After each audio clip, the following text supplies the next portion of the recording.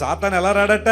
సాతానుగా రాడు. అలా గనక వస్తే మన అందరం కూడా వాడిని గుర్తుపట్టేస్తాం. సాతాను వచ్చే విధానాలు కొన్ని ఉంటాయి. జాగ్రత్త సుమా. నీళ్లలో చదవకూడని పుస్తకాల ద్వారా వస్తాడు, చూడకుండా దృశ్యాల ద్వారా వస్తాడు, మాట్లాడుకున్న మాటల ద్వారా వస్తాడు, ఉద్యానంలో చేసే పనుల ద్వారా అపవాదికి వెల్కమ్ సాంగ్ పెట్టినట్టే నీ ఇంట్లోనికి. అందును బట్టే శాంతి లేదు, సమాధానం లేదు. Have divine presence in your house every morning. అంటే మధ్యాహ్నం మా పనులని చేసుకోవచ్చు ఆ ఉద్దేశం కాదు. ఉదయాన్నే లేచిన తర్వాత నీ ఇంట్లో పాటలు వినబడాలి, దేవుని వాక్యం వినబడాలి, దైవికమైన ప్రశాంతమైన వాతావరణం ఉండాలి, కుటుంబంతో కలిసి ప్రార్థన చేయండి. ఇద్దరుంటే ఇద్దరు, ముగ్గురుంటే ముగ్గురు, నలుగురుంటే నలుగురు కలిసి ప్రార్థన చేయండి. మీ జీవితంలో గొప్ప కార్యాలు జరుగుతాయి. దేవుని సేవకునిగా ప్రకటిస్తున్నాను. Hallelujah. Your families and your lives will see an exponential change in your life. సాతాను అధికారం క్రింద నలిగిపోతున్న మనుషులు దేవుని వైపు తిరగాల, దేవుని సన్నిధికి రావాలి, దేవుని యొక్క ప్రభావంతో వారు నింపబడాలి, దేవుని యొక్క శక్తితో వారు నింపబడాలనే దేవుని యొక్క ఆలోచన. ఇప్పుడు ఒక ప్రశ్న అడుగుతున్నాను, నువ్వు సాతాను అధికారంలో ఉండిపోయావా లేదా దేవుని అధికారంలోకి వచ్చావా?